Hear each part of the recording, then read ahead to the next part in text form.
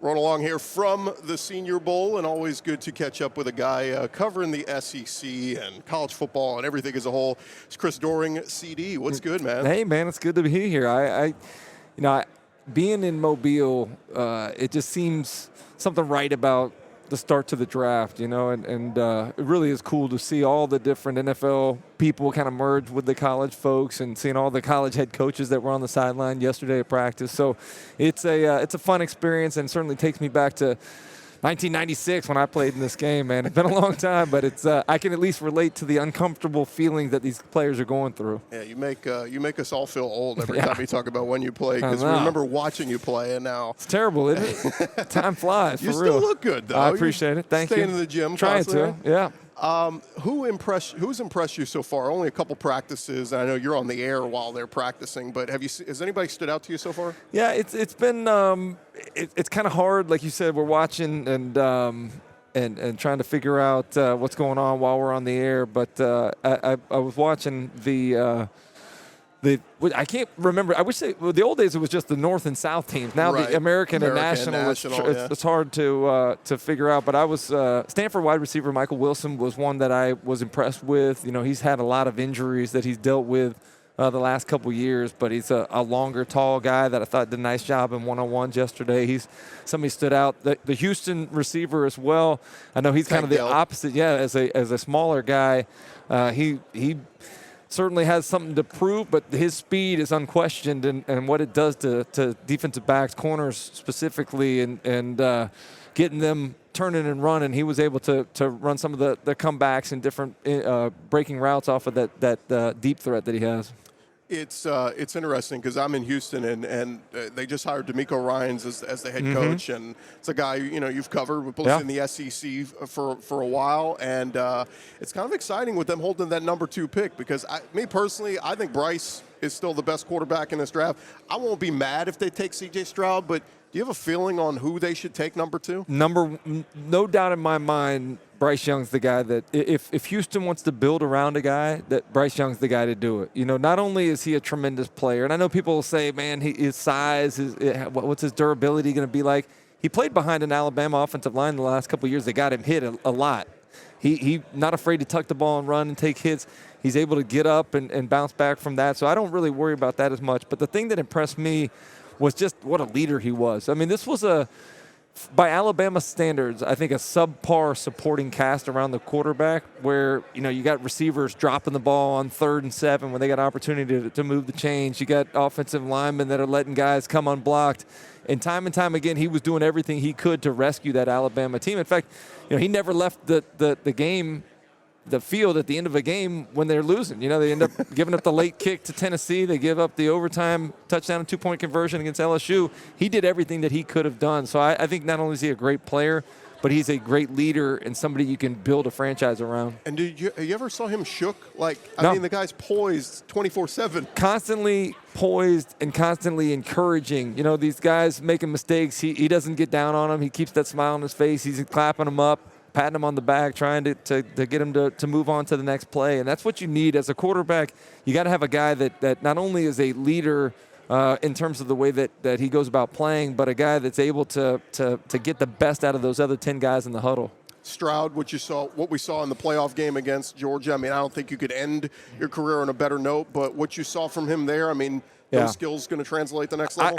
I doubted his athleticism to some degree. We didn't see him tuck the ball and run a bunch when he was at Ohio State, but he did it against Georgia's defense, and we know how good those guys are. So to have the impact that he had, not only throwing the football, but adding in the threat of tucking it and running it when things break down, I think makes him even more dangerous. And I don't know that he could have had a better timed, bigger game than doing it on that stage, and what it's done to help him solidify his potential top 5 draft status. Talking with Chris Doering. Let's talk Will Levis. I love Will Levis, the person. I liked Will Levis, the college football player. I have questions about Will Levis, the NFL player, and I'm seeing these mock drafts, and there are still people putting him number 1. What is it with Will Levis? Is it that they think those skills will translate better at the NFL level? Why are people putting Will Levis ahead of the other guys? I think you look at the measurables. I mean, that's what NFL guys go back to, well, we did our due diligence. He's got the size, he's got the arm strength, he's got the athleticism. He's another guy that can run the football and certainly not only take hits but deliver hits. I think he was done a disservice this year. That Kentucky offensive line was not, the big blue wall that we're typically used to seeing from them. So he got hit early and often. Had to play the first month of the season without Chris Rodriguez too, which was definitely a minus for them with how well they've run the football over the last couple of years. But I think he's a better football player than what his statistics have shown. I do think, you're right. The concern that I have is in the biggest games, didn't necessarily put up the biggest stats. And this year was a year that I think, by all accounts, was a frustrating year for Kentucky as a whole. I expected a lot more from them. I thought they underachieved given their schedule. But at the end of the day, he reminds me, I think a lot of people are projecting him to be kind of that Josh Allen type of guy that has the big body type, the durability, and the big arm. They didn't run as much with him this year after he got hurt, but that was a big part of his game. Yeah, no, him being able to be involved in the called quarterback run game, his willingness to lower the shoulder and get the extra yards to help move the chains, I think is something that is going to be very attractive to the NFL teams. Let's talk about another guy that is here. I don't know where he's going to translate, but Hendon Hooker. Where are we with him? He says he's going to be ready to go by the start of the season, start of camp, but where are you on Hendon Hooker? I love Hendon Hooker. You're talking about a guy that's 25 years of age, that's been there, done that, certainly helped elevate that Tennessee program to the next level. Really just unflappable. Even in the face of all the pressure that he had in that Georgia game, still stood in there and tried to do everything he could to get his team back in the ball game. But you can't help but like him, not only as a player, but the person that he is. And I know this is an injury was poorly timed for them as a team, for him personally, and what this has done to his draft status. But I think somebody's going to get a great bargain. Somebody's going to be able to draft a Hendon Hooker in a second or third round that's going to get a first-round talent. And I have no doubt he's going to be able to come back from that injury and be a great player at the National Football League level. Let's talk a little bit about the Texans. Let's put you in that room. They're picking 2, they're picking 12. You got D'Amico with the Alabama connection already, so can we take Bryce Young number 2 and love Bryce there? Maybe an offensive lineman at 12, Osiris Torrance, Tyler Steen. I know Osiris well, being a Florida guy, and really impressed with what he was able to do, transitioning from playing at Louisiana against Sun Belt competition and then taking it to the next level, coming to Florida, acclimating to all the new teammates there, making an immediate impact. That Florida's offensive line has not been very good the last couple of years, and the improvement up front was a direct correlation to having Osiris Torrance on that unit. So if 12 may be a little high for him, perhaps, based upon what I've seen, but you can't argue with what he can give you. Not only in playing the guard position, but he's played some tackle back in his days at Louisiana, so he's got some versatility as well. And the other thing I look at, Chris, is they're going to get John Mechie back. He had the cancer treatment and all that, seems to be doing well.